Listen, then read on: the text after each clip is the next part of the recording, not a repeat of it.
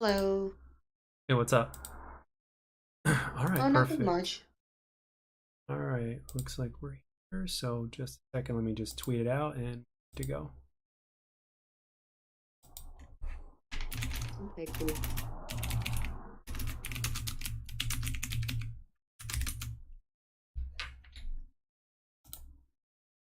How was your day? Good, good. All right, we're on. We're pretty much live at this point. All Oh, right. And yes, we are. All right, guys, what's up? It's Jack. So we're going to be doing the movie cast today. I basically am going to call it Pictures in Motion. And today we're going to be focusing on the main topics being Cocaine Bear and James Gunn taking over the DC universe. He's basically the DC side Kevin Feige at this point, and of course, more movies that we generally talk about, just like the geeks that we are. And Laura is here with me today. Hello, Laura. hello. All right, so RMD is probably going to pop in like he usually does whenever he gets a chance. I think he gets out of work later than I do. So, just to let you know that when RMD eventually does get here, like somewhere around the halfway point in about an hour from now, I'm gonna have to take my clothes out of the dryer or whatnot and get my laundry and get that situated, which doesn't take that long. But so you and RMD are gonna have to basically carry everything while I take care of that. So all right. So first topic of discussion, Cocaine Bear. Like how like we live in a world where Sharknado is extremely popular at this point, right? Based on a And true story. Yeah. yeah, Cocaine Bear. Yeah, not Sharknado, but Cocaine No, Bear. not sure. No, no, no, no. Yeah, well, a very exaggerated true story. So we've Yes. got Cocaine Bear, Sharknado. Let's see, Cocaine Bear, Sharknado, and um, Snakes on a plane. yeah, we got Snakes on a Plane, Sharknado, Cocaine Bear. I mean, Anaconda. Well, I don't know if that one's maybe, but you get the point. So originally the story goes that uh, some drug dealer or whatnot like got rid of all of his cocaine from the air up from a plane, and it basically dropped down into the forest, and then a bear comes by and just eats a bunch of it, I guess, and gets high of a bunch of it, and then but basically what it does is it overdoses and it dies. But obviously what they did with this story here was, well, they made it to where this bear for a certain period of time just went on a complete rampage and started freaking murdering everybody and doing all sorts of crazy shit. And of course it leaves room for a bunch of comedy, like for when a bear does of what might happen, or how would a bear actually react if it was high on cocaine. So I can't wait for RMD to be in here because he saw the movie and he speaks very uh he speaks very highly of it. Um so what do you think of the premise behind this shit? Um, I think Hollywood is running out of ideas for movies. I think this is pretty much all they could scrape up. I think that it's definitely a good premise for a comedy, like Three Stooges type comedy. Uh, definitely um sort of slapstick comedy. Make make anybody laugh comedy. Um, yeah, this is sort of spot on for the times, I feel like. I feel well, the Um, thing is this movie came out like around the spring break time, so oh, it's like the perfect date movie. yeah. It's the perfect date movie. Like if we could go back 18 years and we could be in high school, or 18 to 20 years and we can be in high school, it's like that would be the premise. Like it would be we would be at that time we would be like fucking like we'd be in high school and we'd be watching this shit. Like this is this well, granted it's not just high school kids that this appeals to. It's pretty much a little bit of everybody when you come to think about it. So um so yeah, it's definitely going to draw the younger crowd, and it's not really a movie that you should be taking seriously. It's a movie that you're supposed to be having fun in. So so yeah, and again, the second main topic that I wanted to get into today, and again, we'll go a little bit more in depth into Cocaine Bear when RMD gets in here, but DC has James Gunn running it now. James Gunn is the guy that basically directed the Guardians of the Galaxy, if I'm not mistaken, and he also did Suicide Squad. I'm sorry, the Suicide Squad, as in the latest one. Hmm. So, and I've got mixed feelings about it. Because overall, I don't want them to copy and paste the same exact tone that they did with Marvel. Because I like Okay. after Endgame, everything kind of went to shit in my opinion, except for Spider-Man No Way Home. Um, Everything is just lowering in quality in my opinion since Endgame, and I don't even have to watch everything in order to notice it. Okay. But for me personally, like for instance, the humor of the, like for instance, like here's the thing, like the humor of Guardians of the Galaxy. I know that Guardians of the Galaxy is a little bit of a different flavor, and there's a place for that. Okay, I get it, but at the same time, there's also a few characters that I feel. Well, one character in particular that I feel was, well, I feel that that one character was just butchered because Drax, played by Dave Batista, um, Drax is supposed to be a legitimate threat. And what I mean by this is he is actually able to stand his ground against Thanos. Now, Yeah. I know that some characters are supposed to be nerfed for the sake of the movies, right? I get it. Totally get it. But at the same time, some characters are not nerfed for whatever reason. So, like, um, I really don't like what they did with him. And then obviously when when the Russo brothers took over, um, after for Avengers 3 and Avengers 4, Infinity War and Endgame, like the one thing that I didn't like what they did was they butchered the Hulk. They basically chopped the Hulk's balls off. Like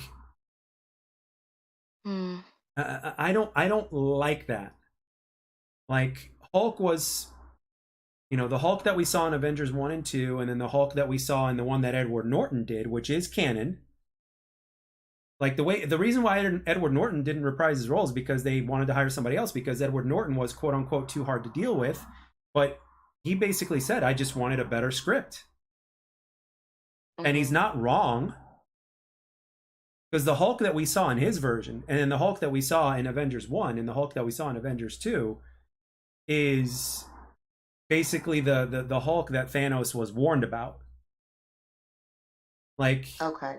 Thanos wasn't supposed, honestly, nerfed or not, Thanos was not supposed to take out Hulk that easily. But they used Hulk and they sacrificed Hulk because they wanted to make Thanos like aware, like this is the guy that you don't fuck with. But at the same time, it's like, well, you can't do that at the expense of the Hulk, dude. And then what's worse is they turned Hulk into like a comedy thing. Like I understand having some funny moments with Hulk here and there, totally get it. But Oh, well, when yeah. you turn him into a laughing stock, it's like, why? No, don't do that. You're supposed to be scared of it. Like the Hulk is like this. You're supposed to be scared of this person even when he's not hulked out because you want to be careful not to piss him off because if you do, he's going to not be able to control himself and a lot of people, including people that he's close to, are going to die. Okay. Yeah, but I think that they were trying to bring that lightheartedness from the comic book into the script a little bit because the comic book's really funny. Like he gets a lot of good one-liners.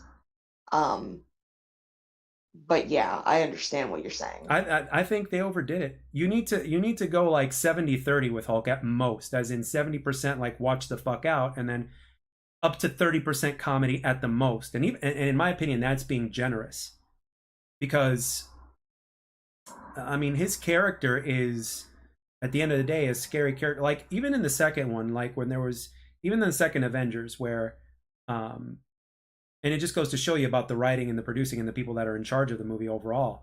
Like like Okay.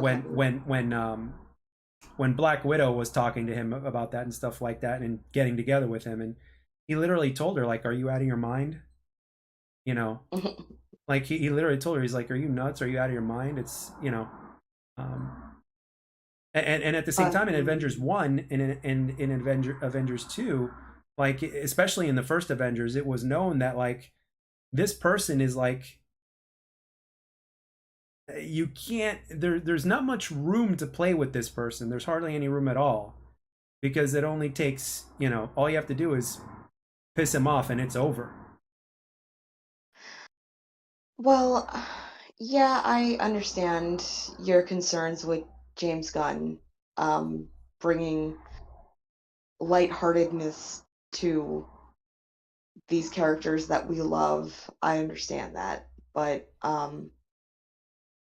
I guess like you didn't see Black Panther 2 and Quantum Mania. I don't know who directed those two, I The but thing is, quite frankly, I really don't need to see them. I wasn't too crazy about Black Panther 1, to be honest.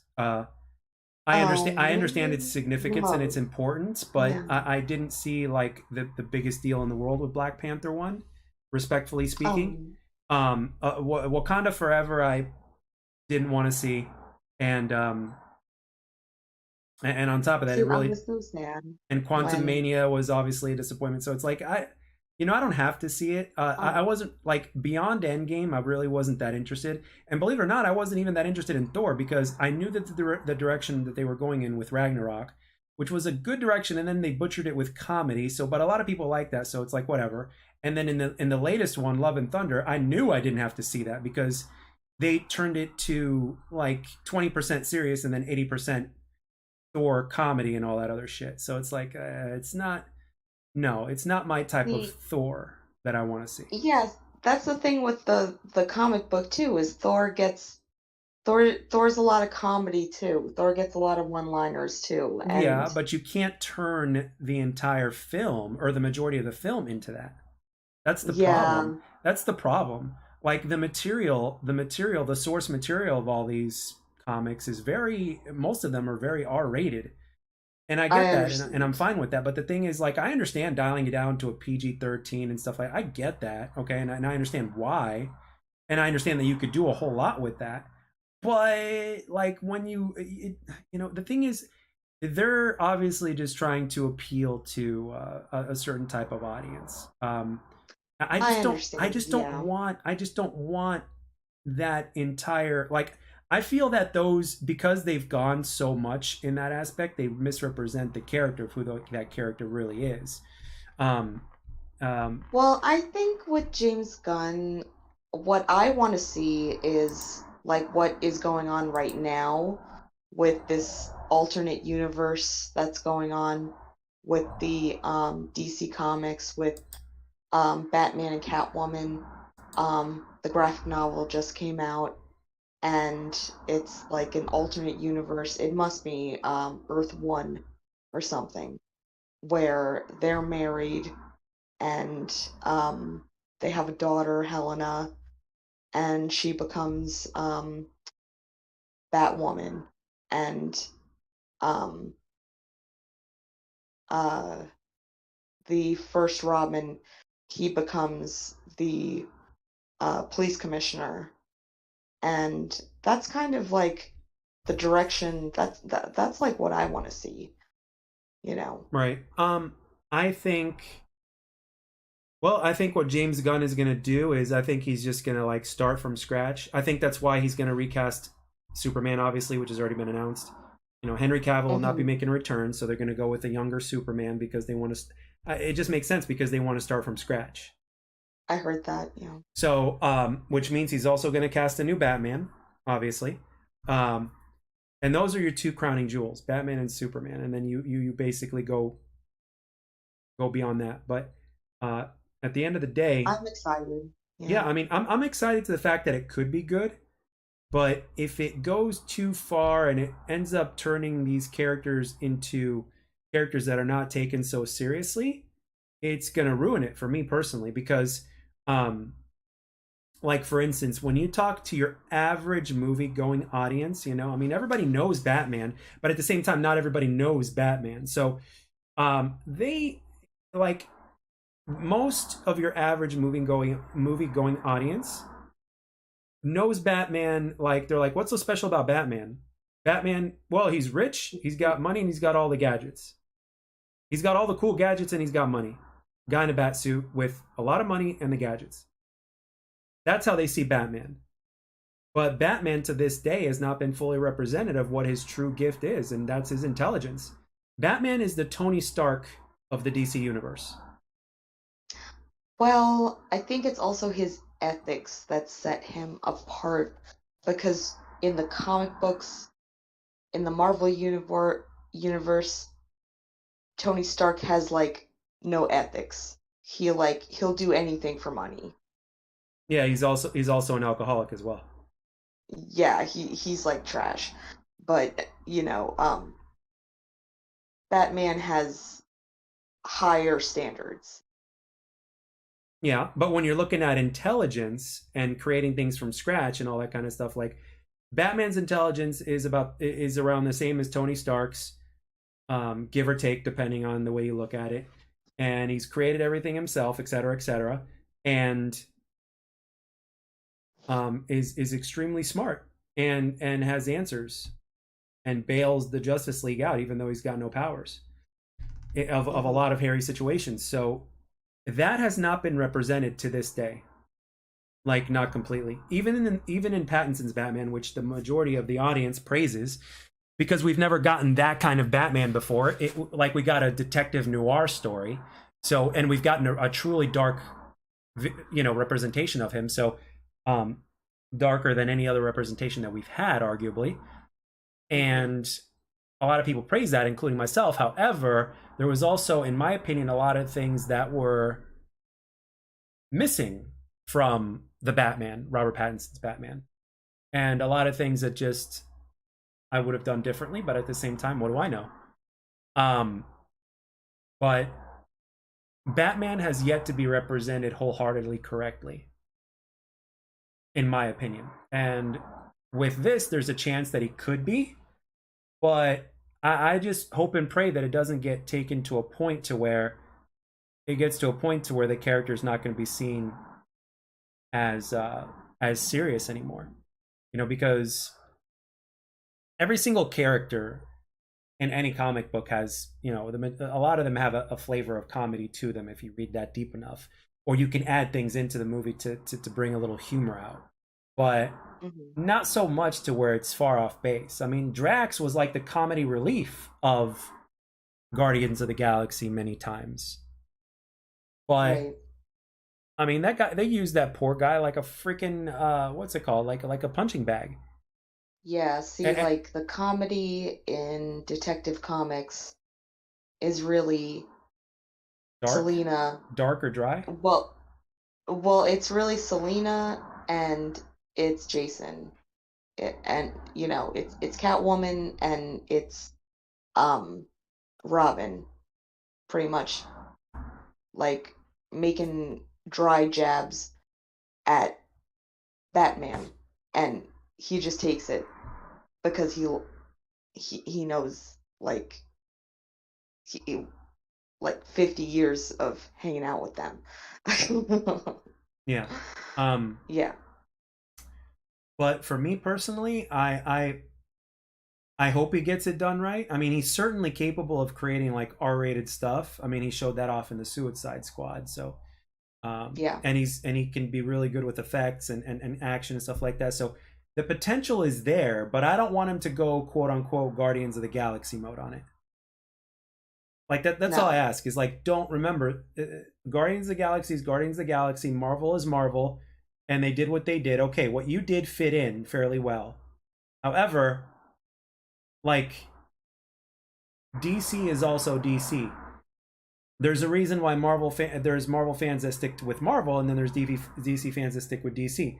Now, some of those fans, obviously, there's fans that like both and don't care, but Marvel needs to be Marvel, and DC needs to be DC.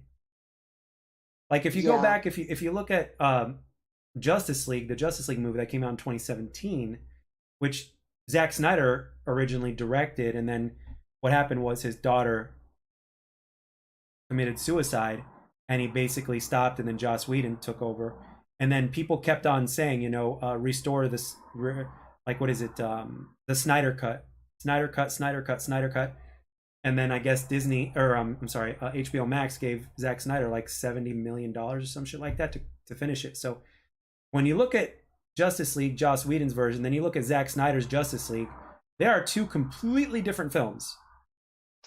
Yeah. And I say this wholeheartedly, Zack Snyder's Justice League is way better than Joss Whedon's Justice League.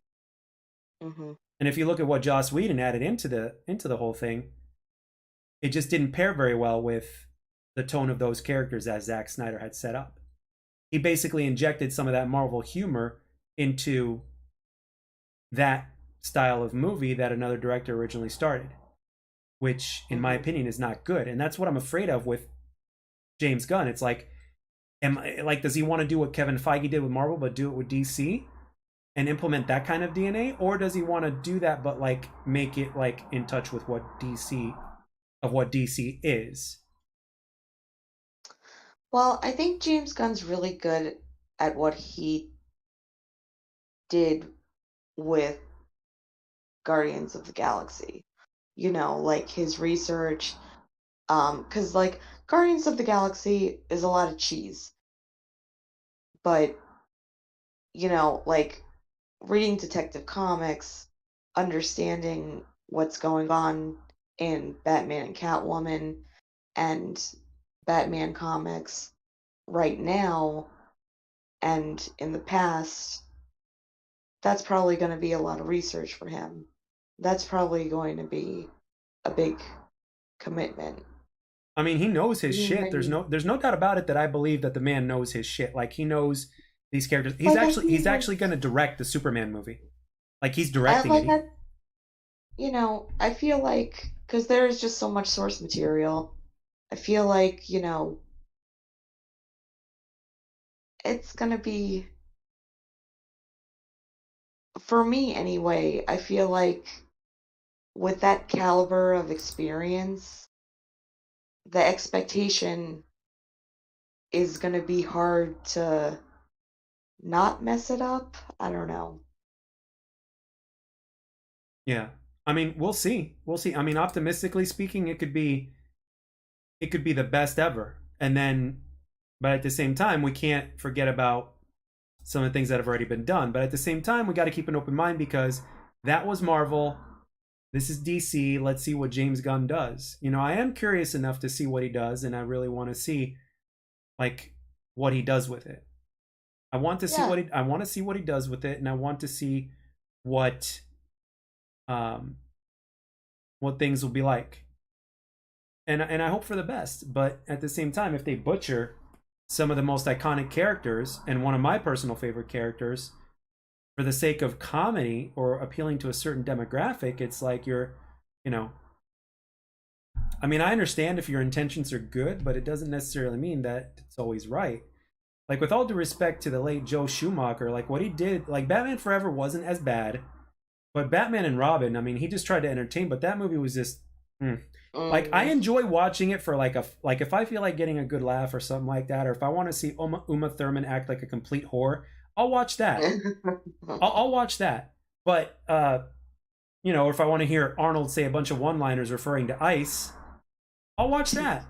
Uh, but seriously though, um, it doesn't mean it belongs.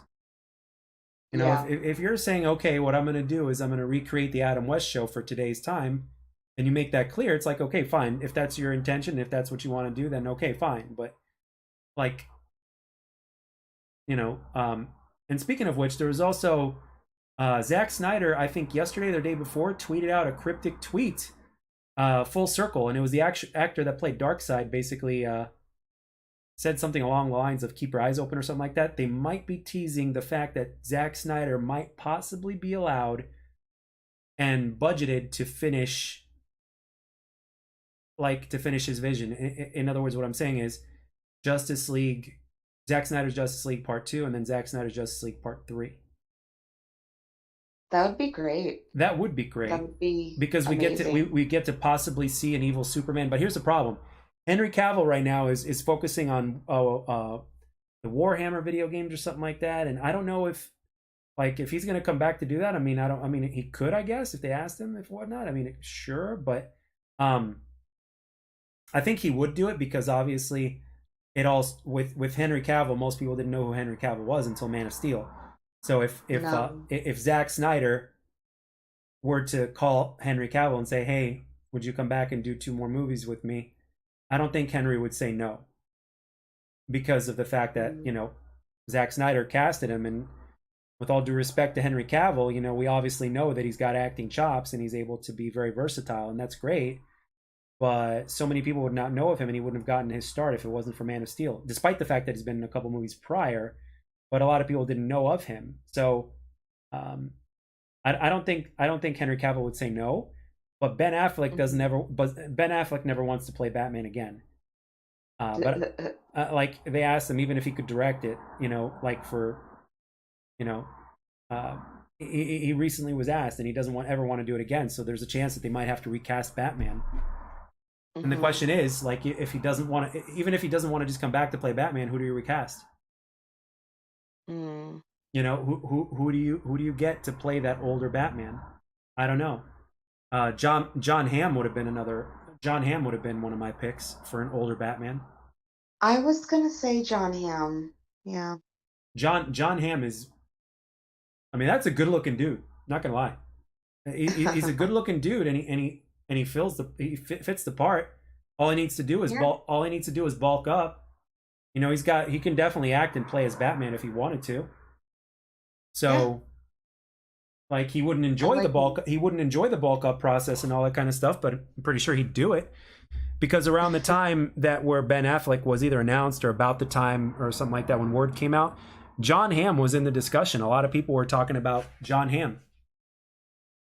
Yeah. Even some people mentioned Carl Urban, and Carl Urban is the man who played Judge Dredd in 2012. Like you Mm. get that guy to bulk up, and he can certainly do the voice.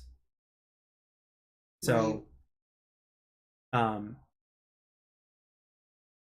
and Carl Urban is Yeah. also the guy that plays in oh, it's on the tip of my tongue. What is that? The Boys. Oh, yes. So uh, so and he's also a really good actor. So those two people can easily play an older Batman if they wanted to. But those are a couple of really good additions if they wanted to do it. But who knows? Maybe Ben Affleck says yes. Who knows? You never know. Maybe Ben Affleck says yes in order to help Zack Snyder finish his vision.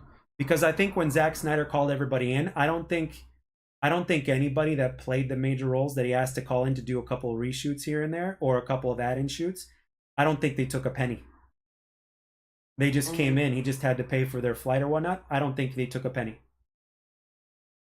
Wow. I think they came in and helped Zach out. I don't think they took a penny. I don't think Henry Cavill took a penny. I don't think Ben Affleck. I think Ben Affleck. I think was the only one that was called in, and I think See, I it was really, because of the Joker scene. I think. Yeah, go ahead.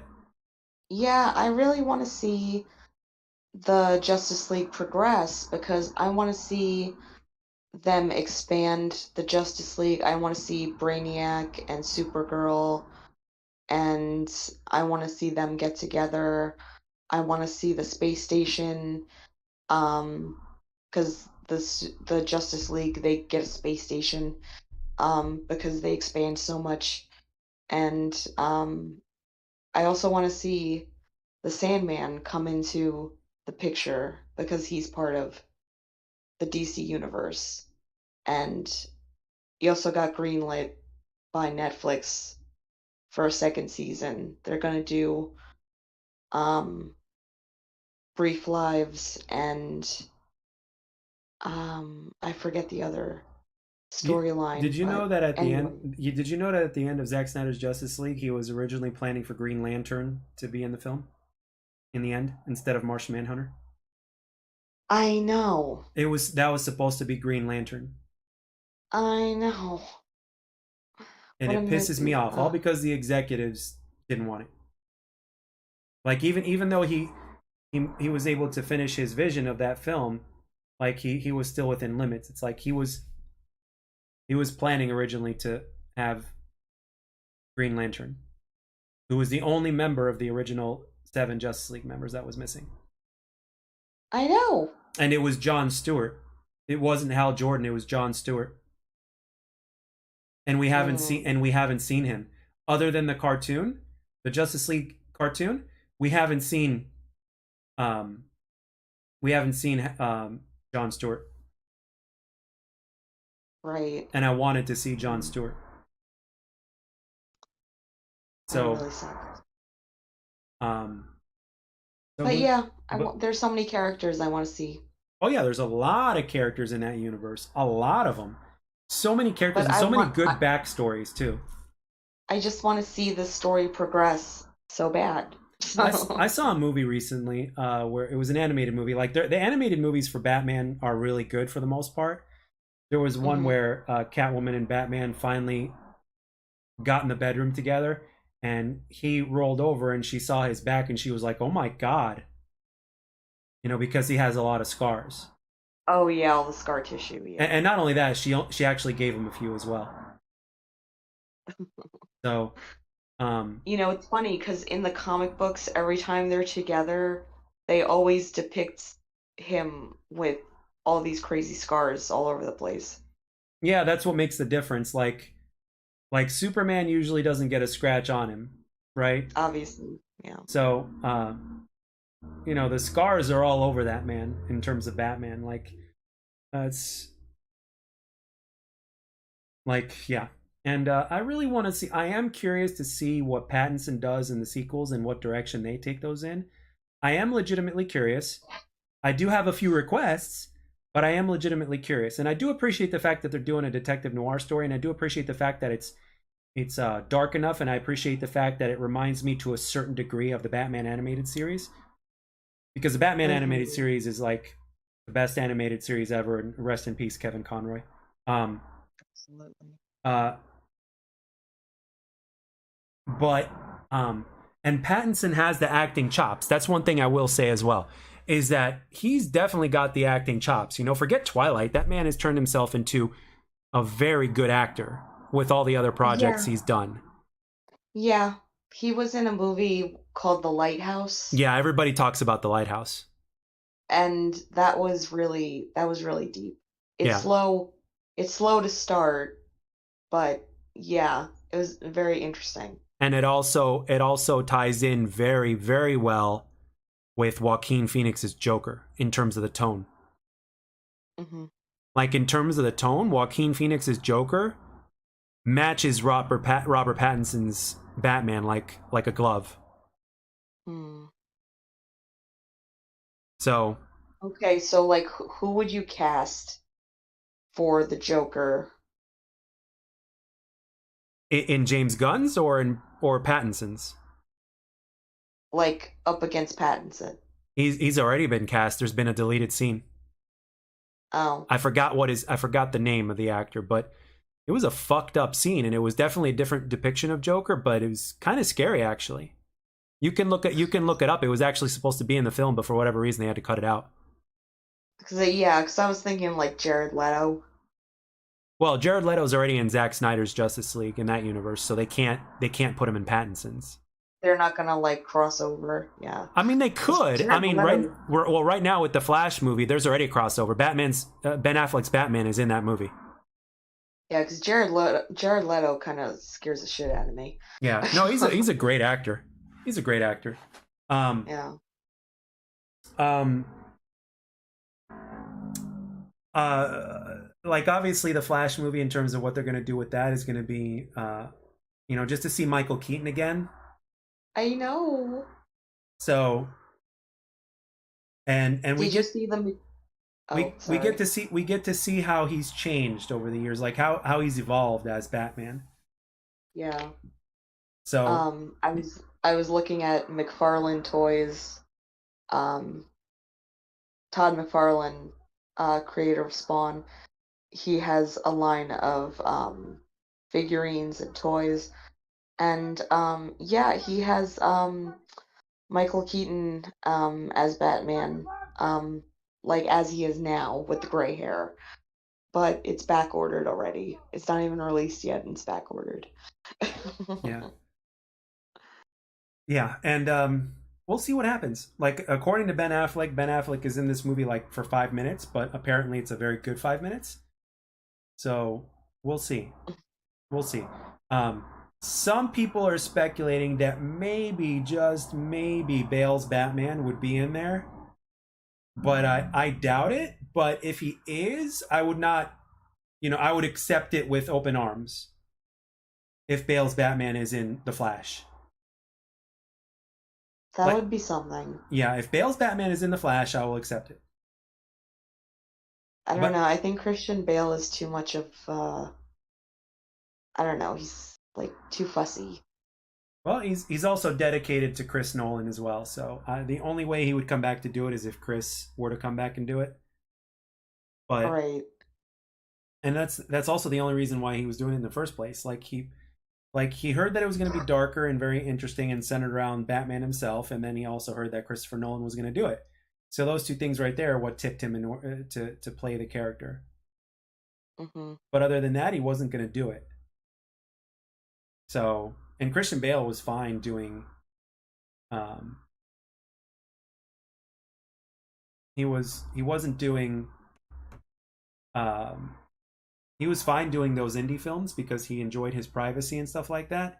And then basically after Batman, it all just kind of went open. But at the same time, we saw him do so many movies that we didn't get to see him do before. But at the same time, he's still maintaining his, you know, he's still maintaining his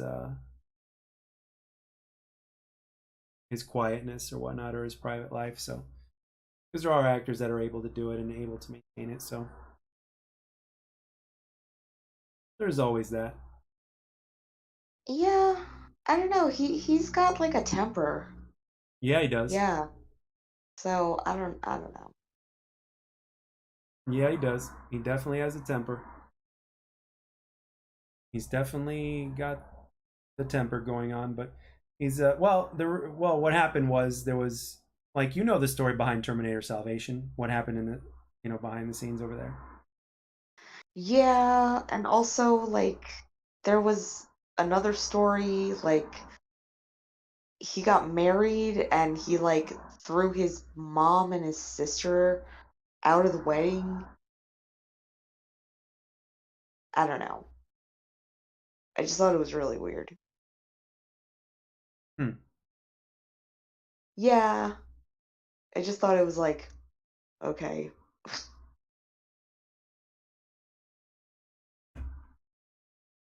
Hmm. But anyway, Um. So overall, do you have faith in the James Gunn universe? Like, do you? Okay, let's put it this way: are you at least optimistic? I'm optimistic. Yeah. Yeah. Okay. Now, um, one thing that was a pure love letter to fans from all generations was Spider-Man: Far From Home. We got to see Tobey Maguire's Spider-Man, we got to see Andrew Garfield's Spider-Man, and we got to see Tom Holland's Spider-Man. All the three Spider-Men in one film. I know. What are your thoughts about that? What was your reaction and upon seeing it and everything? What was your train of Oh, thought? it was so sweet. I loved it. I love stuff like that. It kind of reminded me of I'm a big Doctor Who fan, and there is a Doctor Who sequence, um, Time of the Doctor, and it's very similar. I feel like they sort of grabbed snippets from that, um, where they have different doctors from different timelines come together, meet up with each other, sort of, or like pointing at each other, like the meme. Yeah. Do you Yeah. who, just out of curiosity, which Spider-Man is your Spider-Man? Do you like Tom Oh, Holland? Tobey Do, Maguire. oh, you're Toby. You like Toby? Yeah. Yeah, Yeah. I grew up on Toby as well. I like Toby. He's my Spider-Man. However, I will say that I like. Okay, Toby played the better Peter Parker, but Andrew Garfield played a better Spider-Man, in my opinion. Um, Okay. I can see that. Okay. Toby, I mean, Toby was better as Peter. Andrew was better as Spider-Man, the man in the suit. Um, Mm-hmm. and I also think like Andrew, like Toby before Spider-Man had some really good roles, and he's a hell of an actor. So this is kind of hard to say, but honestly, I think Andrew is the best actor of the three of them. Obviously, Holland is still very young, and he's only known for Spider-Man and all that stuff. But uh, what's up, Yeah, Sky Tom Zone? Holland is really, yeah. So I was gonna say, I Tom think Holland is really doing it. yeah, Yeah. I think Andrew is the best actor of the three. Um have you seen what's it called? It's on the tip of my tongue. Hacksaw Ridge, No. directed by Mel Gibson, and it was based off of a true story. Look up the trailer at some point. He gives Andrew Garfield's performance in that film is incredible. Shazam was actually pretty good. Oh, so Shazam: Fury of the Gods was good. I heard mixed things about it. I know the first movie was good, but I heard mixed things about the second one. Are you talking about the second one, Sky Zone? Yeah, I gotta see that because I am a big Shazam fan. Yeah, Zachary Levi is doing a great job. Second one, yes. I love Okay, it. okay, that's good to hear. I like that. That's good. That's good to hear because I've heard mixed things, but it's good to hear that it was actually pretty good. So that's good. Okay. Yeah. Yeah, Zachary Levi really did a good job of bringing out his inner child and just being Shazam. I was actually, yeah, it's meant to be funny, so I'm glad they got that part right. So yeah, Yeah. I like Totally. Zachary Levi. I don't see how anybody could hate Levi even in that performance, like with Shazam. I think he fits in very well, and he also bulked up quite a bit for that film, even though there's a lot of bulk on the suit. Like he bulked up quite a bit. He's shown a few pictures of him in the gym and stuff. So that's very commendable as well. So, and at the same time, he's just a lovable guy, just a lovable person. So I think the casting for him in Shazam was spot on, in my opinion. Yeah. And I'm glad to see that because like, and he's at the end of the day, he's also a humble guy. So, but Sky Zone, are you which Spider-Man are you? Do you prefer Tobey Maguire's Spider-Man? Do you prefer Andrew Garfield or do you prefer Tom Holland? Who's your Spider-Man? Because we were getting into all the different multiple universes and everything like that. Sky Zone picks Toby. Definitely Oh, Toby. Yeah, we all grew up on Toby. You know, I'm yeah. 38. Like, I'm 38. Laura's in the same age range. So we grew up on Toby, man. Spider-Man 2 will and for always be, in my opinion, one of the best comic book movies ever made, hands down. I like the first one a lot, but the second one was just on a whole other level. yeah. Totally. You're 20? Okay. Hey, well, he's 20. He's 20 and he loves Toby. He prefers Toby. Oh. Okay. That's awesome. No, that's awesome. We like Hmm. okay. Like I was telling Laura just as you were walking, just as you came into the room, I told Laura, I said Andrew Garfield I think played a better Spider-Man in the suit, and then Toby though played a better Peter Parker.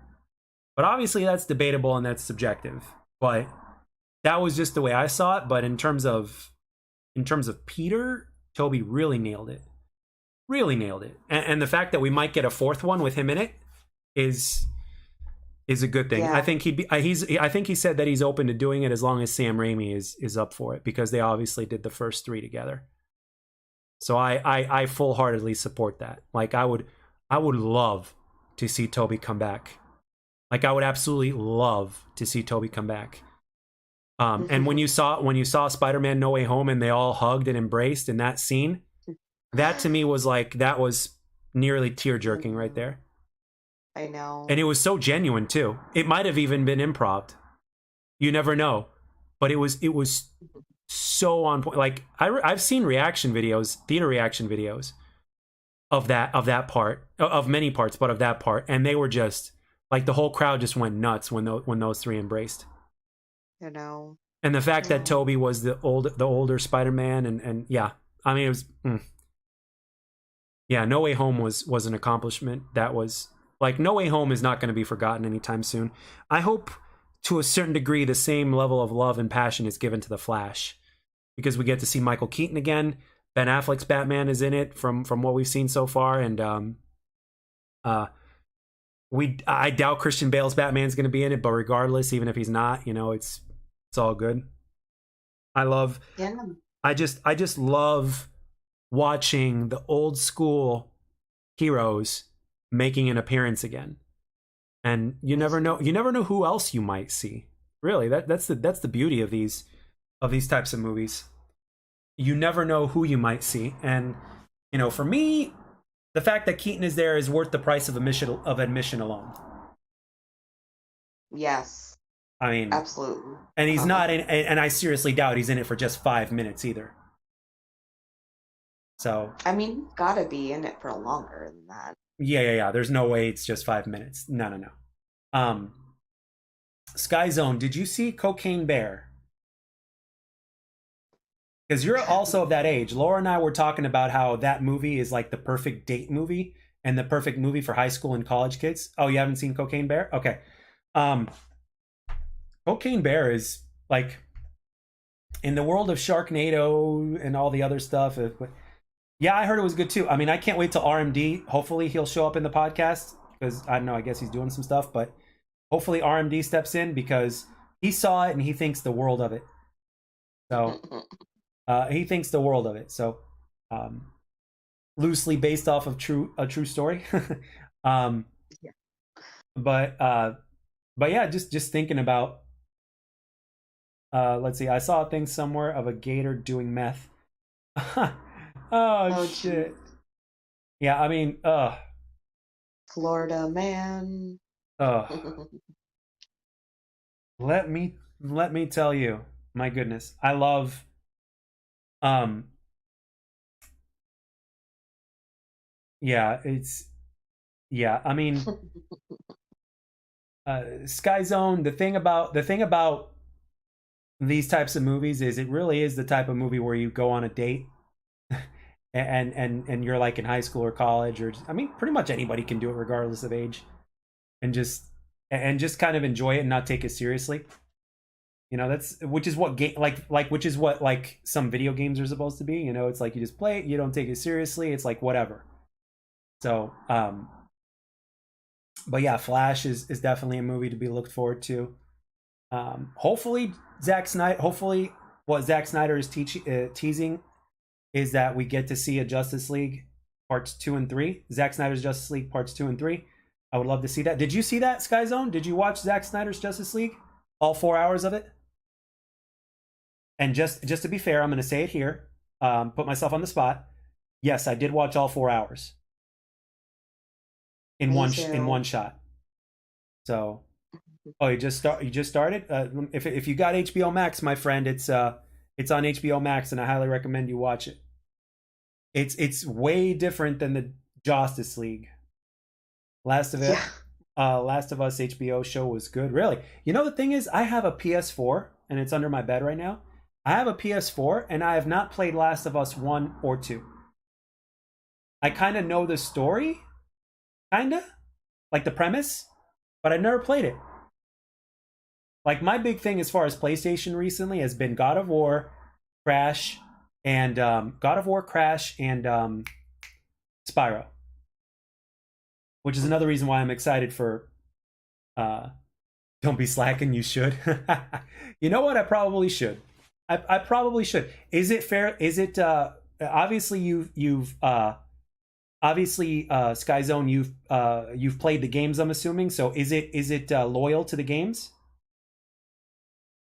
Like or should I say is it mostly loyal to the games? Like does it not stray too far away from the source material of the games?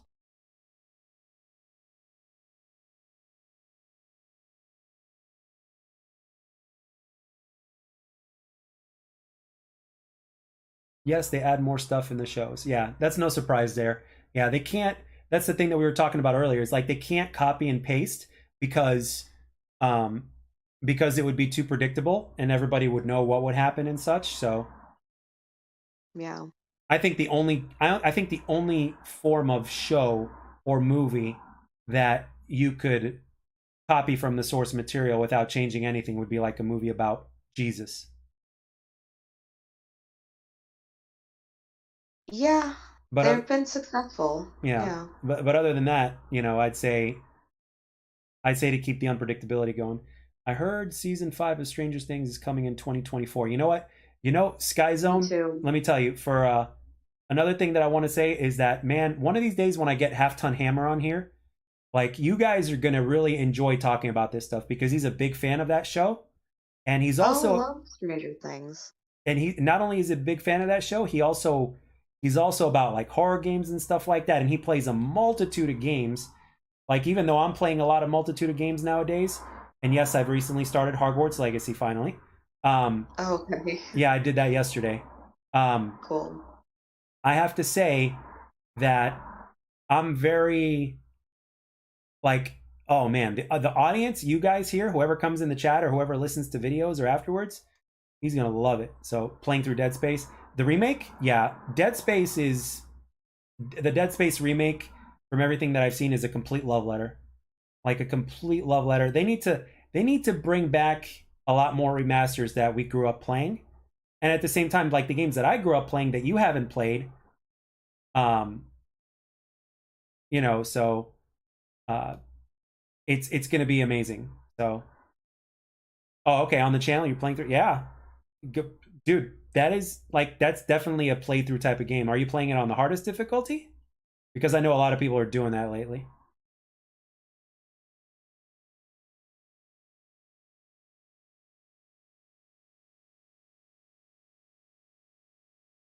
Hmm. No normal? Okay. Gotcha.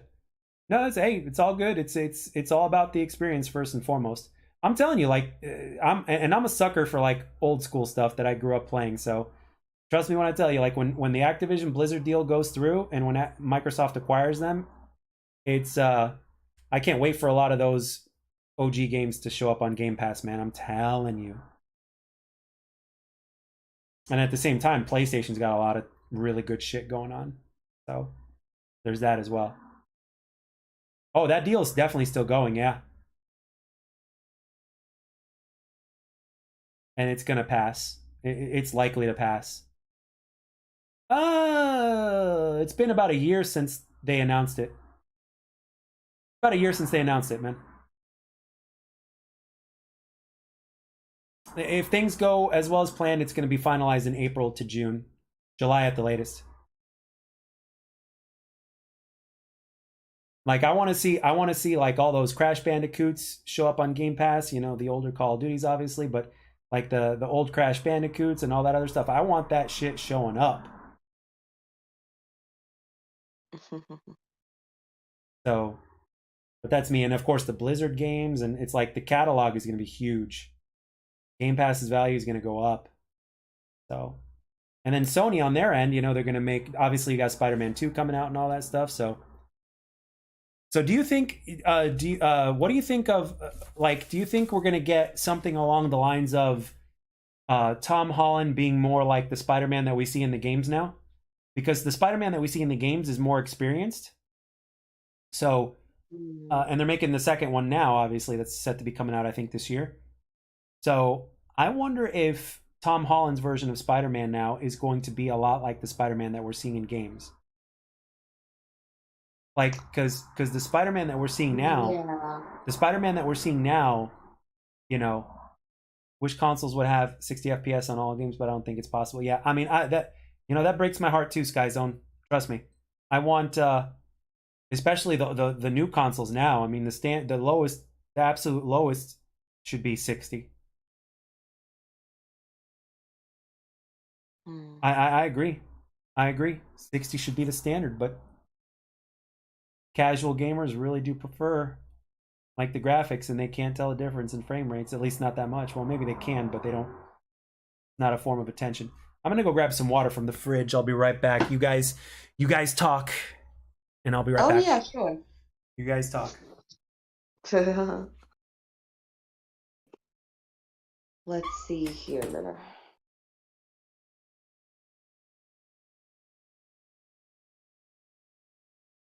But yeah, Tom Holland, honestly, I love him. I think he's the cutest.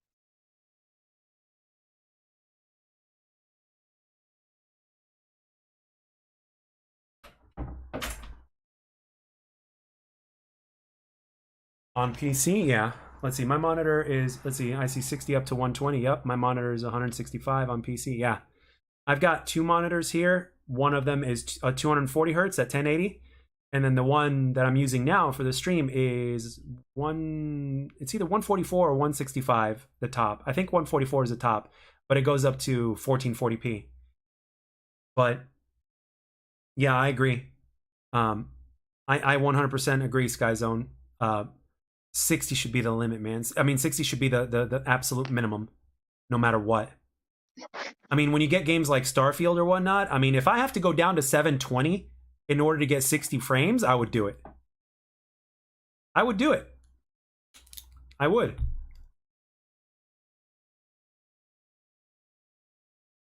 Hmm.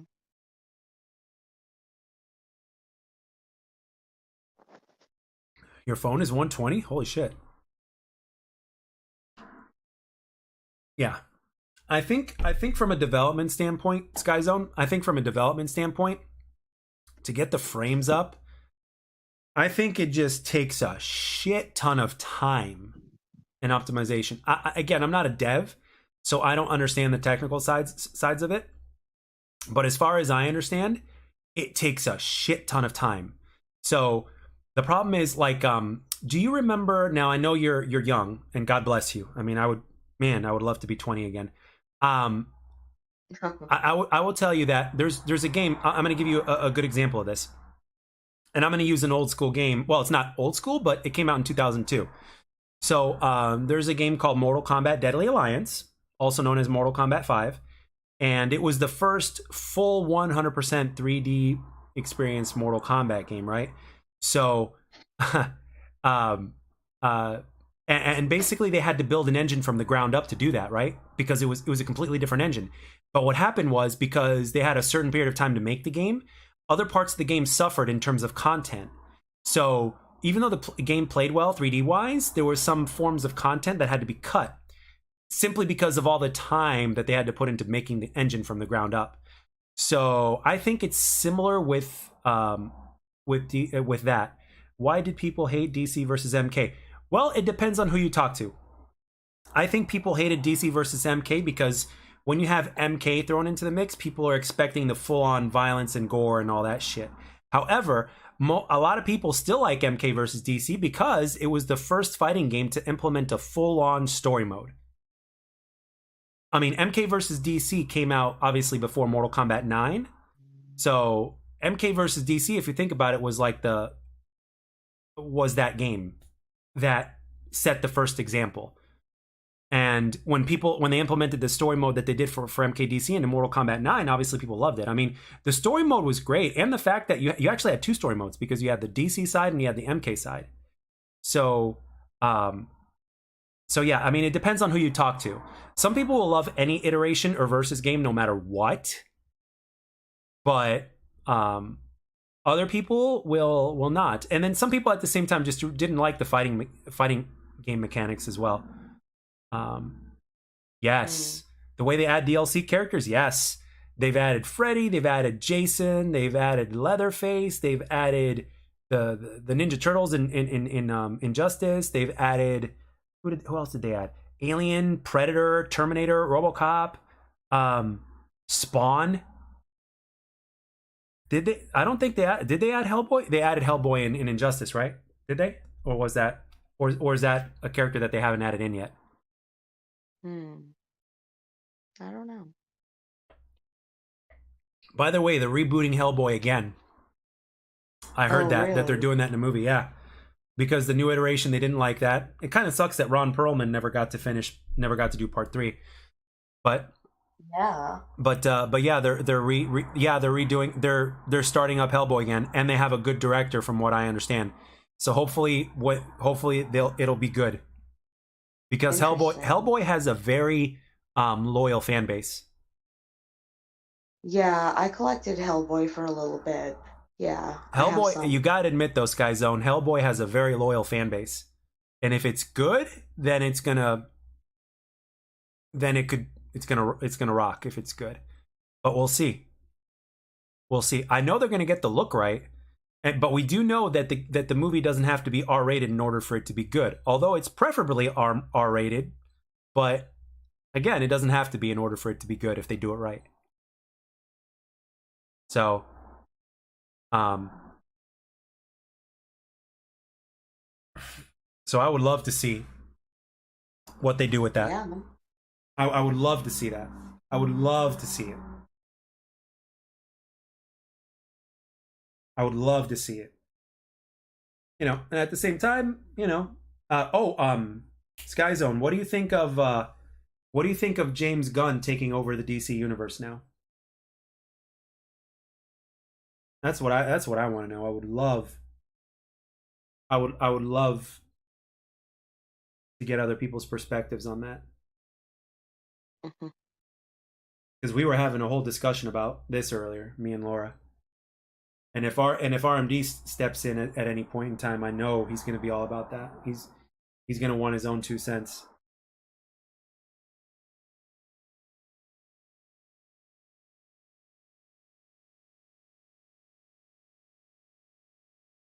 Hmm. Yeah, yeah. We'll see. Yeah, he says good, I guess. So yeah, we'll see. Yeah. We will see because um it could go either way, but we will see what happens. Basically, James Gunn is basically like the Kevin Feige of DC now. So,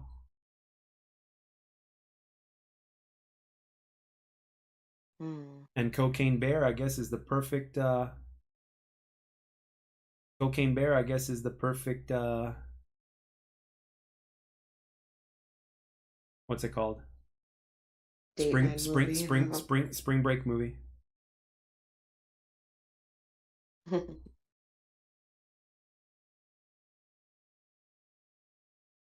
All right. The CEO of YouTube stepped down as well as Twitch CEO. Really? So both the CEO Oh, of YouTube and Twitch stepped down? Susan. That's interesting. Uh-oh.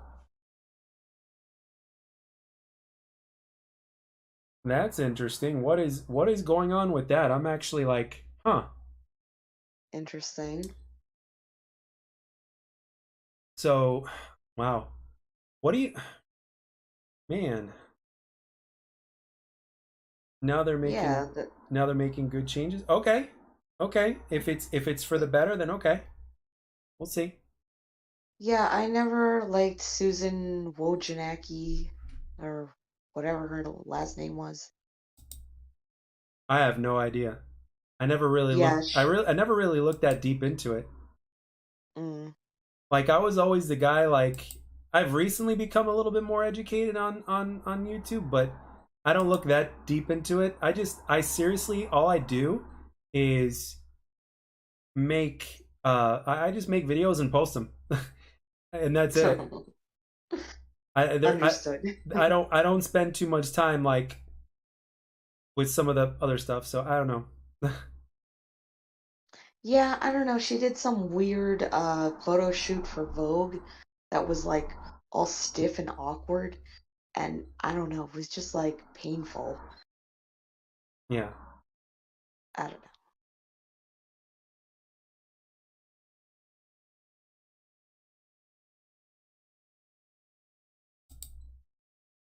But yeah, good.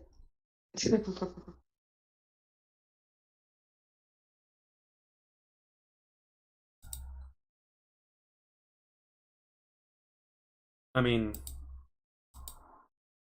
I'll go back to my thing here. Yeah, I'll do some look about it. I'll do some looking. But if it makes the platform better, I'm all about it. You know, Yeah. there's a lot of small content creators out there that that make incredible content, and they should be getting some more recognition. So now it's the algorithm stuff that they need Absolutely. to fix. Bring back the dislike counter. Yeah, yeah. Honestly, they should. Even with you, Jack, I just don't understand why I don't get my notifications, even when I know the bell's on. Yeah. Oh, a lot of people don't get notifications that watch my stuff. A lot of people don't.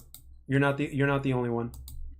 Ah, I've even talked to people that said to me, like, I can't believe I forgot that I was subscribed to you. oh,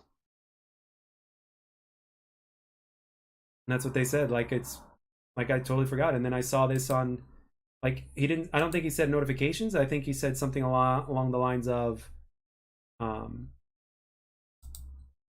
I think he said something along the lines of, um, oh, I lost my train of thought.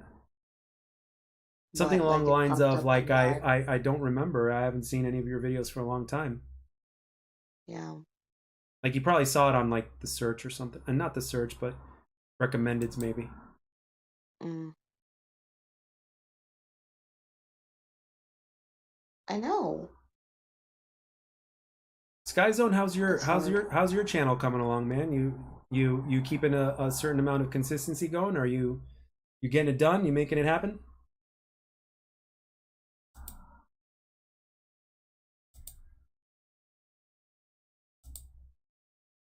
By the way, Ed Boon posted something 3 hours ago. It was another poll. Only Mortal Kombat fans, if you could bring back only one of these into a future MK game, and here are the four options: chess combat, conquest, motor combat, and puzzle combat. And I picked Conquest, and Conquest has the majority vote so far, with 20 hours left to go, with about 32,000 votes. So Ugh, 17.2% voted chess. Conquest was voted at 44.4%, Motor Combat 31.9%, and 64.4% for puzzle. So that's good because, like, yeah, I would love Conquest to come back. Conquest was fucking awesome. Almost 430 subs, making videos tomorrow, get a new job, so I'll be focusing on both of those. Good for you, man. Congratulations on the 430. How long have you been doing it now? How long have you been going at it on YouTube?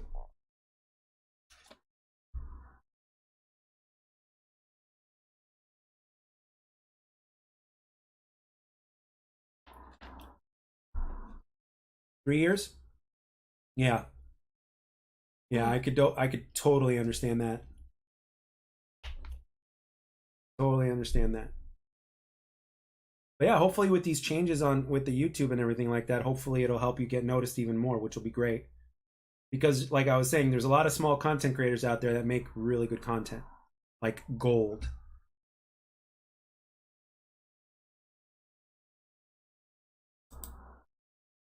Like there's one guy I know, GCP, also known as the game changing player. He's been doing it for like, I don't know, 14 years, maybe 15. Like he's been doing it as long as Blame Truth has, and the guy, even though he's got two channels now, but like his main channel is like 4,000 something subs. Like, and he definitely deserves way more than that. And mm, he's a good commentator, and his editing skills are really good. So I'd like to see him, and maybe one day I can get him on the podcast. But the schedules are just not aligning at right now. So, mm, yeah. um, but yeah, so far it's looking like that Motor Combat is making the.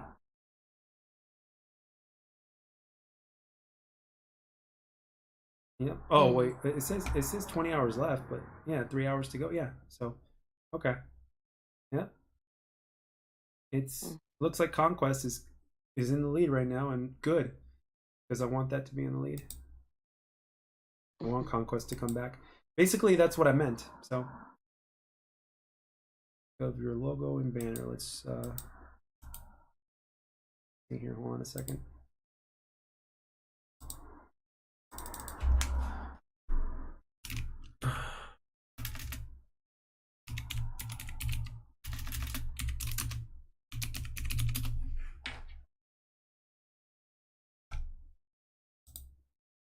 Ladies and gentlemen, welcome back to the channel. My Ooh, you got a BioShock remastered going on.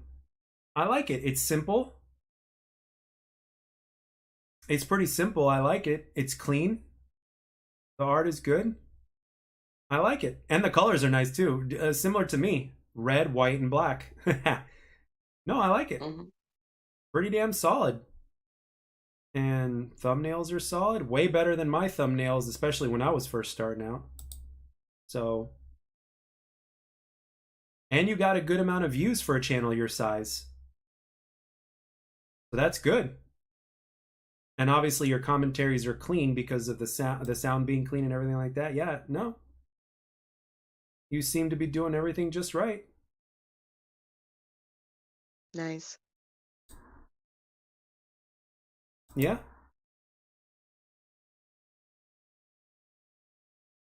No, you're good, man. You got nothing to apologize.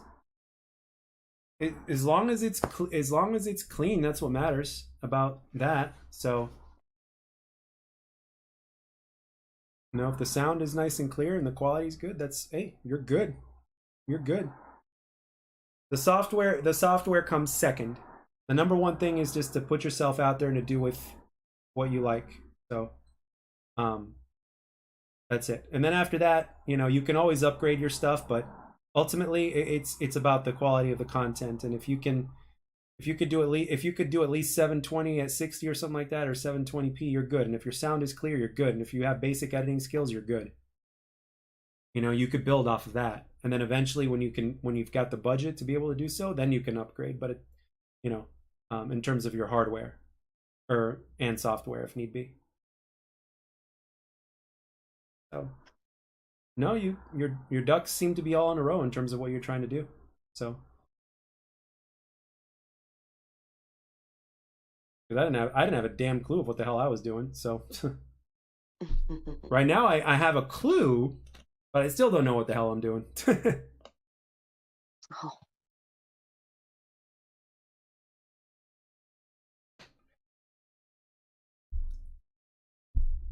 So at the end of the day, it's just maintaining a level of consistency and doing what you like and getting to know how YouTube works. It's those three things. So, and the beauty of being a small channel is that you can pretty much do whatever you want. ladies and Ooh, wow. I'm back to the wrong page again. oh. Yeah, and you got a good amount of content on there as well. So now, you're also commentating while you're playing, right? i7 1070 at 660 super 60 gigabytes of RAM, 60 S Plus Stream Deck, Elgato Wave 3, Elgato Wave high profile, boom arm. Yeah, you've got everything you need. You're like I was making when I was up until about when did I get this PC? Less than a year ago. I got my current PC less than a year ago, my friend. So, um, before then, I was using the first 5 years of YouTube, I was using a Walmart laptop that cost me $400 to capture my shit, and it wasn't even strong enough to capture it, but it still did it somehow. Um, Mhm. and a free editing software and a blue snowball, and with GIMP obviously for the thumbnails. And then my best friend gave me his old PC that I got from him for $500, and it was an i5 4 something, I believe, like a fourth gen i5, and it was a 970, a GTX 970, and it still works, and I still have it here. Um, and then last year I bought the PC that you're seeing on now, that's running things now. And then I even took it a step further and I hired an artist to do some of the animated background that you're seeing right here, and I've got them in multiple colors, and I've got like 5 different kinds of backgrounds and stuff like that. So, as well as the logo and all that other good stuff. So, but yeah, in terms of your high hardware, as far as your hardware goes, you've got enough power to do your thing.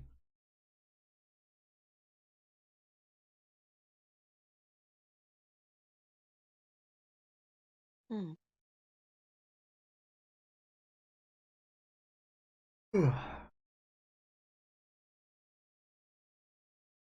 Man, I'm surprised RMD hasn't been in here. Yeah, I know. We missed him. Mm-hmm. Yeah.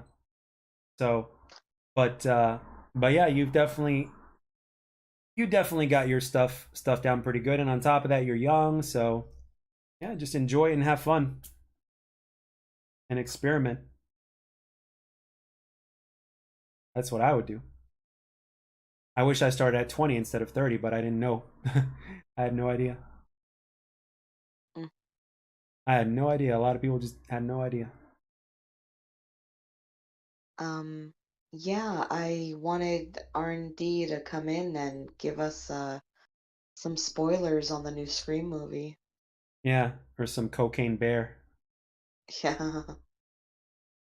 But eventually we'll probably end up talking about it tomorrow. Like he's probably busy Mhm. doing some other stuff. I don't know.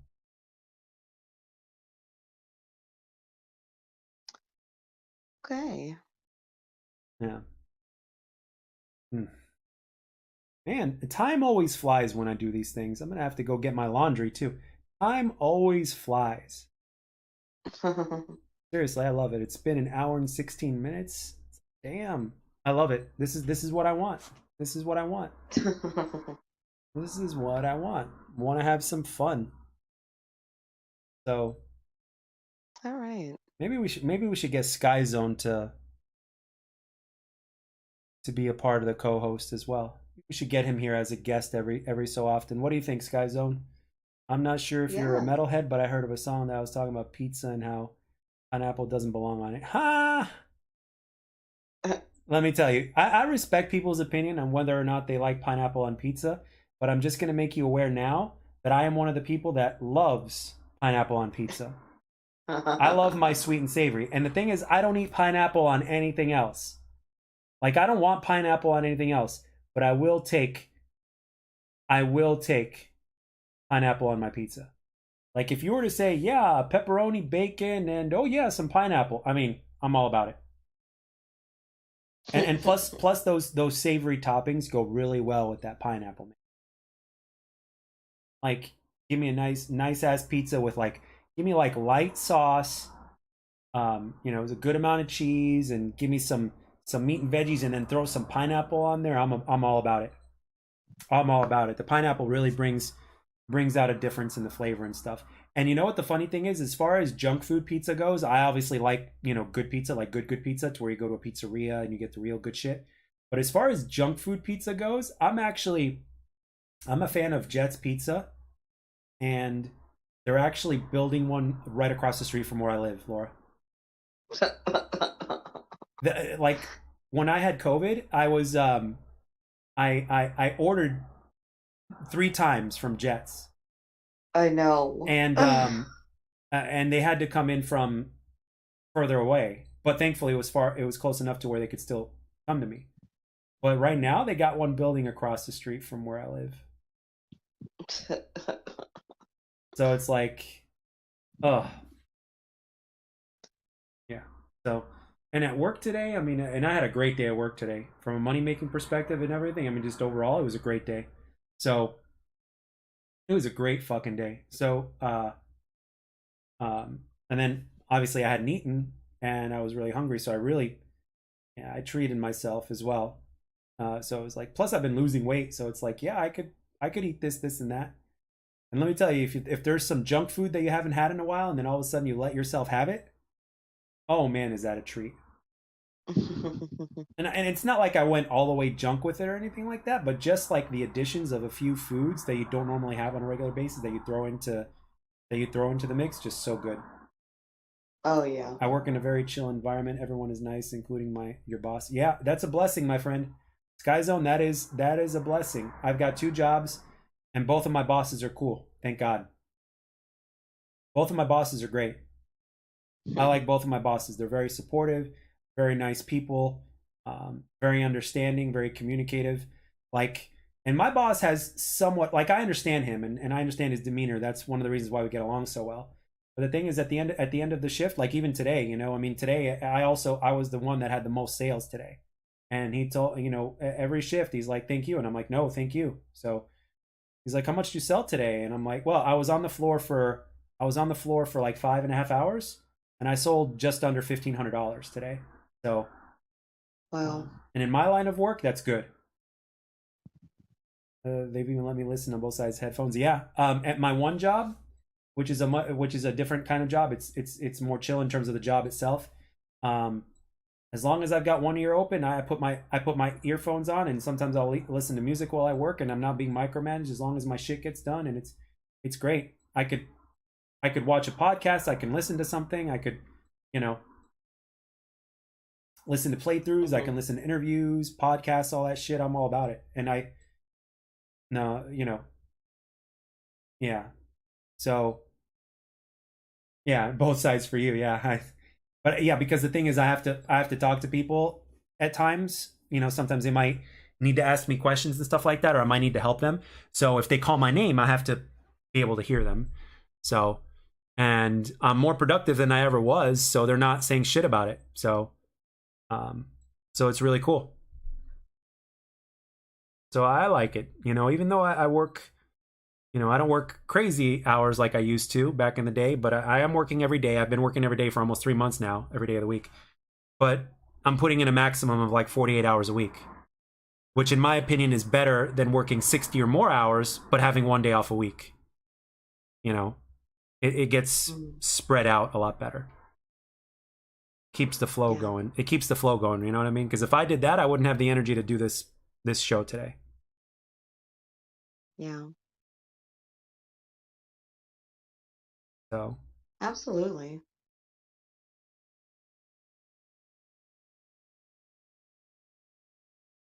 and that's and one of my biggest joys is doing this. Oh yeah, no, I don't work retail. I don't work retail. Oh no. My sales are different. I'm in the restaurant business and I serve. So it's one of the two positions to where you can actually make really good money. So, um, and I can tell you, yeah, no, I'm not the retail kind of guy. Even though I've got a lot of customer experience and customer communication experience, I've seen and heard too many things about retail. But at the same time, for someone who's really young, getting some experience in retail may help them with other avenues that they may wish to pursue in the future. So right now, what I'm going to do is I got to go and get my laundry out of the dryer and hang it up. So it'll be less than 10 minutes before I come back. So you guys keep talking. Laura, tune into the podcast so that way you could see what Sky Zone is saying and just keep Yeah. talking. And by the way, Sky Zone, Laura is like also a BFF in real life, so she's really cool. So anything you want to talk, and she's even smarter than I am. So if there's anything you want to talk about, games, movies, as well as anything work related and stuff like that, she will. She's the cool chick. Trust me. She's the cool chick, and she's a cat lover. So you guys talk. So I'll be back in like 10 minutes tops. Okay. Way less than that probably. I'll see you guys soon. So have fun. And if Okay. RMD comes in, make sure you bring him up to speed on stuff. Oh yeah. All right. I'm gonna mute my mic and I'll be back. Okay. Let's see what is going on. Yeah, no. Retail's the worst. I worked retail on and off for like 15 years and I finally left. Like I just left in the middle of my shift. Um yeah, it was like a movie. Um I just had it and I left everything in my locker and yeah, I just left.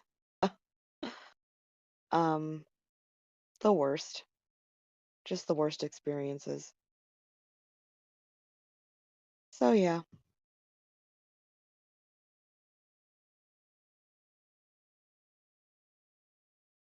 Ah, nice. Jeez. No, but I work from home now. I'm an illustrator. I'm working on a book right now, of poetry. It's not my poetry, it's somebody else's. Um, but yeah, I'm almost done with it. Two more chapters to go, and it's moving along pretty fast.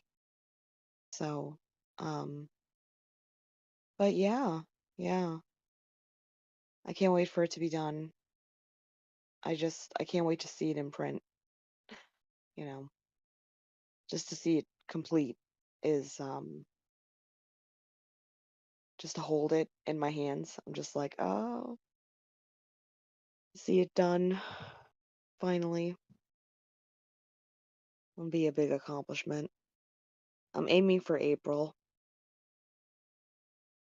so I don't know what else is going on. Working on other things, web design. I work for a not-for-profit that works for artists with disabilities, with invisible disabilities, and they are working on different exhibits, different artist exhibits, and we are updating the website. So, yeah, I do a little bit of everything. And oh, I have a manuscript. I do my own writing, short stories. I recently submitted my manuscript to a place online. Submittable is the platform that they use. So, yeah, just kind of have my hand in a little bit of everything. Let's see what else is going on.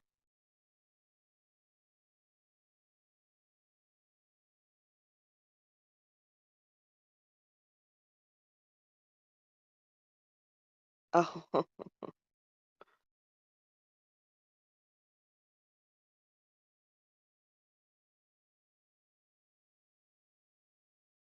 let's see. Yeah, I'm pretty excited about The Flash and Michael Keaton coming back as Batman. We were talking about that earlier. We're also talking about Todd McFarlane games, Todd McFarlane action figures coming out with uh, the Michael Keaton action figure, and it's a pre-sale, but the pre-sale's already sold out. So I was like, oh, great.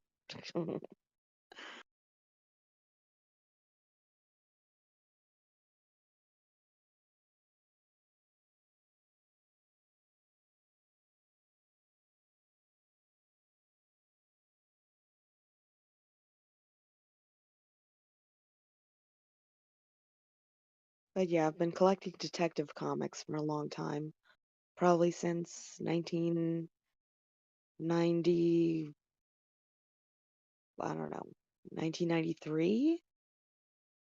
So I'm pretty excited. Anything Batman related.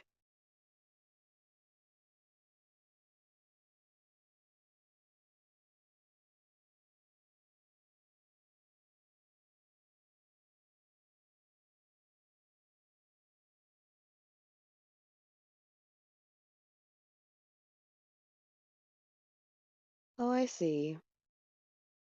Yeah, I do have an invisible disability too. I have hypothyroidism, and I also have problems with I have a torn plantar plate tendon in the left foot, and it's healed and there's scar tissue. So to correct it, I need to have surgery.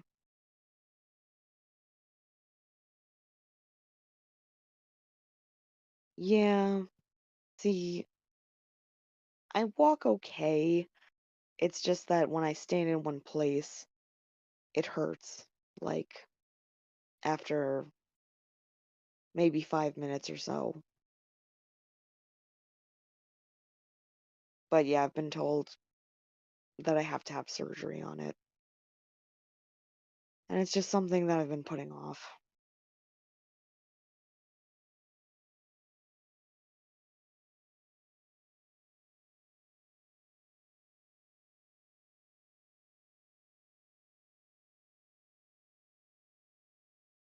Yeah, I have to get blood work done for my hypothyroidism actually because um I think I'm overdue for blood work. Every 6 months I usually get my TCH levels checked. And I have noticed that I've been losing hair where I part my hair. There's more skin than usual. So I definitely have to get blood work done. My next doctor's appointment isn't until April though. So I have to shoot a message to my doctor in the portal. Oh, so many things to do.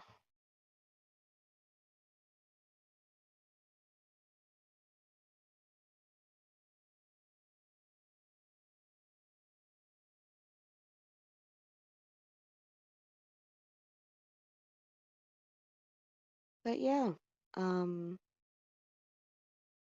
I'm in upstate New York. It's snowing. It's the previous 2 days were in the 50s, and now it's snowing again. My mom has OCD. Yeah, it is very difficult to live with.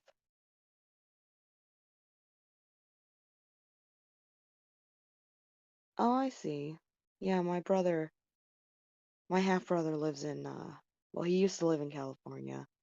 He lives in Washington State now. Hmm. Arkansas, yes. I used to go out with somebody and he thought that it was pronounced Arkansas, which is logical if you think about it. If you look at it, Arkansas. I know, right? And I think he was mailing something and I was telling him it was Arkansas. And he was like, "Wait, Arkansas? What do you mean Arkansas?" I was like, "Yeah, Arkansas." And he was like, "It's not Arkansas? What do you mean it's not Arkansas? But the other one is Kansas." I was like, "I don't know. I don't know why it's not pronounced that way. I I had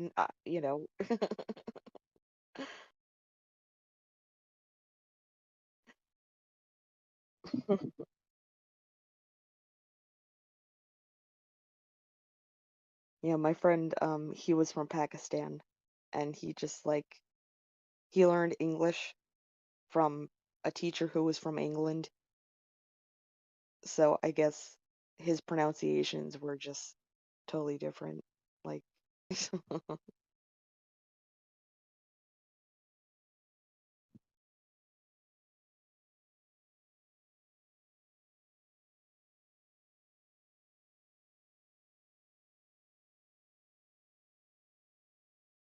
but yeah, that's okay. We'd love to have you on the podcast. That would be so much fun.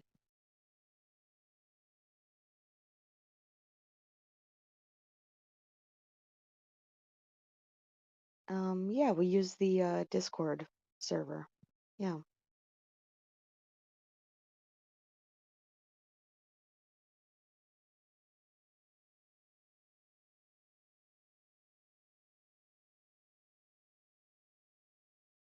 Mm-hmm. Yep.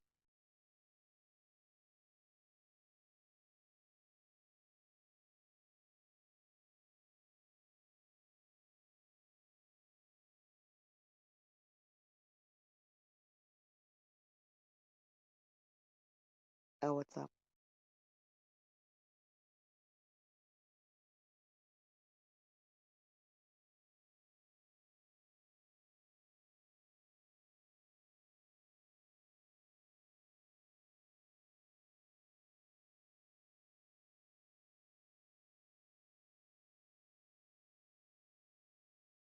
Okay, I'll wait.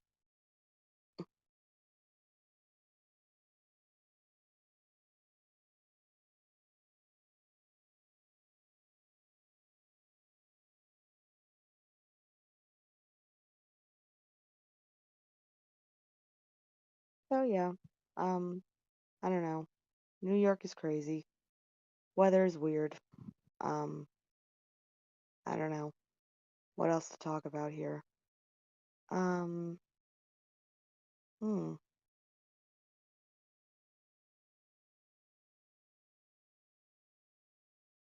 Oh, okay. I see. Hmm.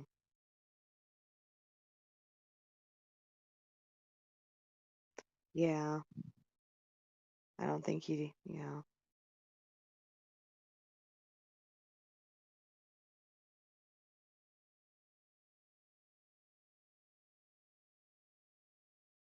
So, are there any games that you're really excited about? E3 just happened.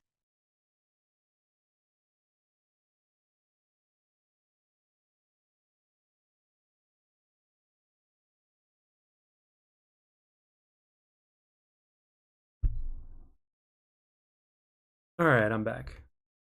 Oh, okay. So, uh, E3 has not happened yet. It's going to, and Oh, it's got still a few months sorry. off. No, you're good. I was like, It's about to happen. yeah. It's about to happen in a few months.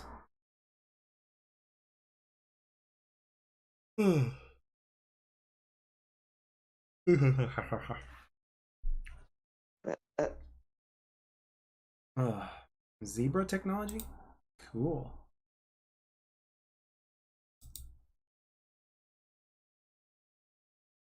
What's that?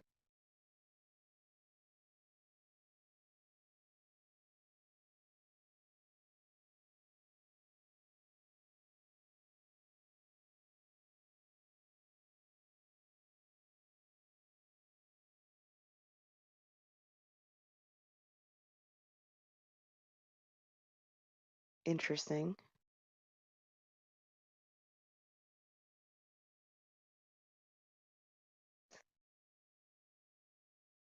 Well, how's your laundry, Jack? Anyone steal your underwear?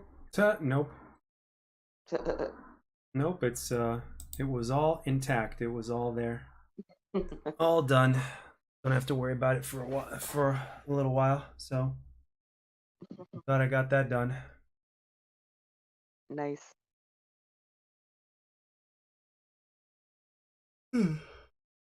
Oh man, man. Well, I guess RMD either got caught up in something or he's busy, but you never know. Well, he's got kids, right? I think You so. know, Yeah. yeah. When you have kids, Oh yeah. things happen. That makes a buttload of difference as far as kids go. Yup.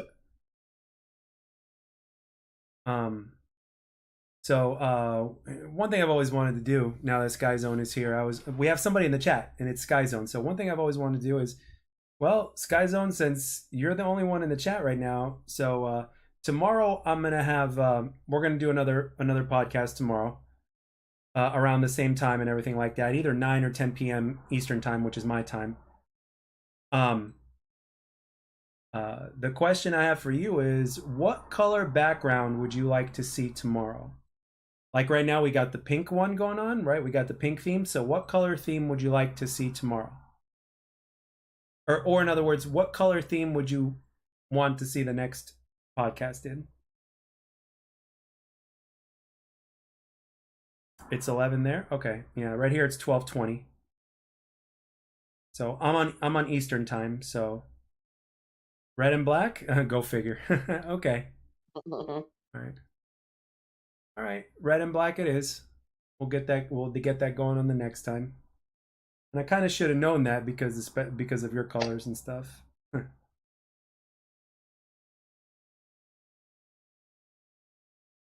But Make it yeah, happen. we can. Man, I'm actually so surprised of the amount of views that I'm getting when I do my movie commentaries. Like, I'm genuinely surprised. And I might upload the next one like right after I'm done with this podcast, right before I leave to go play pool. Mm. Because I've already recorded it and it's already ready to go. So like All right, awesome. Yeah. the movie comms, people really dig them. Like, there's people that dig the movie comms. I'm still surprised. Like, looking at my stuff here. So can I make a movie request? Okay. Raising Arizona? Don't think I've even seen it. Aw, you'll love it. It's really good. Any other movie requests? I mean, I obviously it makes more sense to do movies that I've seen before, so I don't think I would I don't think it would sound really good if I do a commentary over a movie that I haven't seen before. Hmm. I don't know. Well, Let's just see. something to think about. You got my Yeah. info, so you can contact me and let me know. Yeah. I think I found you through Halo Infinite like a year ago. Yeah, I was grinding ranked in Halo Infinite like a lot a year ago. I heard right now they're doing like DMR starts or something like that, or Bandit starts, which is basically a DMR. Is that right? Is that accurate? Hmm. I haven't watched too much on Halo Infinite for a while, so Yeah, I'm not sure.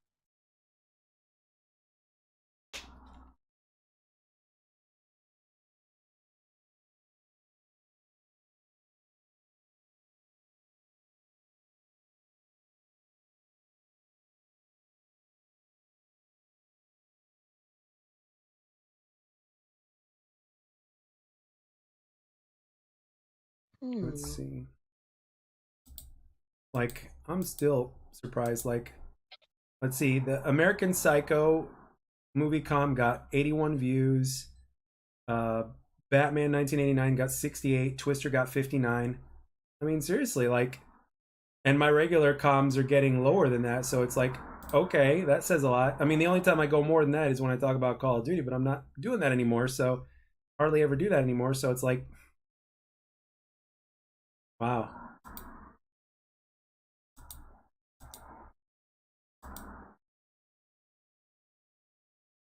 You were saying something about your capture card through someone's tutorial in the comments. Gotcha. Yeah, I was trying to find a better capture card that would allow for pass through and all that other stuff. So cool. That's interesting. Finding me from comments. Interesting.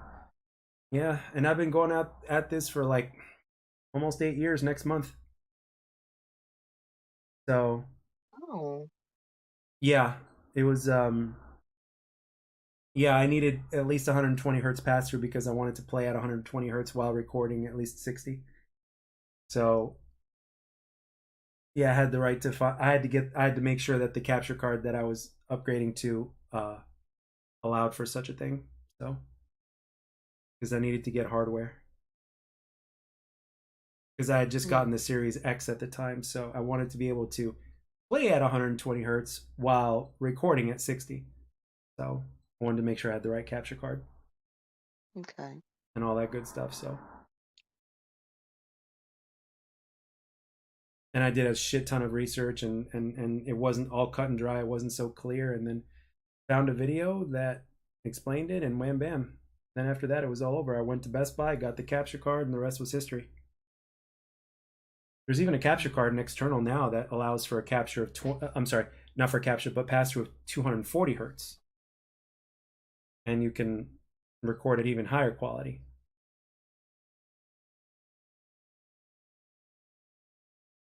Hmm. Yeah, that HD60X. Yeah, that's the one that allows for 240 pass through, I believe. If I had to get a capture card today, that's what I would get. But it's really not necessary. I've got what I need. Yeah. Yeah, the HD60X is probably the best overall external capture card. Hmm. I was even looking at some laptops, and some of those suckers are, well, I mean, obviously a full-on PC is obviously better, you know, because it's bigger and it's all that stuff, but and for what it allows for full power. But these laptops, man, are incredible. Oh, yeah. I even saw one for a really good price too. That would be like just about as powerful as my PC, but obviously in laptop form. So it's like, you know, that is kind of tempting, but it's like there's no reason to really. Yeah, I was about to say, like, why? Yeah, no, there's no reason to.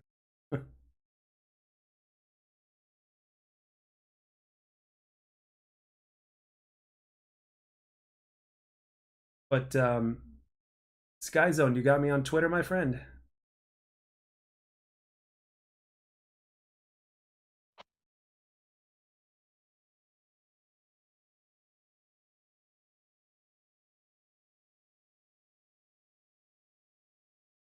All right. It's at a jack of all trades. So let me see. I have to actually probably go in the chat because for whatever reason, it's not letting me through this. Because for whatever reason, it's not letting me through this. Because for whatever reason, it's not letting me through this. Because for whatever reason, it's not letting me through this. Because for whatever reason, it's not letting me through this. Because for whatever reason, it's not letting me through this. Because for whatever reason. Yeah, I know.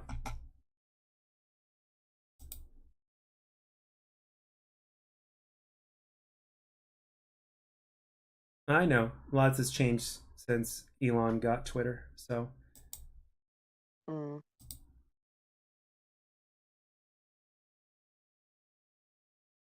oh, Ed Boon just put on another one. What's your jam? There's no wrong answer. Zack Snyder's Justice League or Avengers Infinity War Endgame? Oh man, that's a tough one. Um, shit. Damn it. I like both of them. Uh, I'll go with Justice League. Hmm. I'll go with Justice League. Avengers Infinity War Endgame won that one big time, but hey, that's me. Interesting.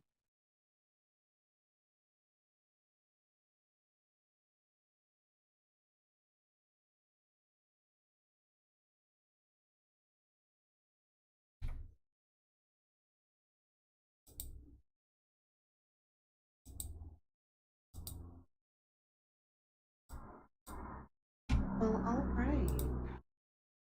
Let me see. All right. Well, it is 12:30. My goodness, time flies.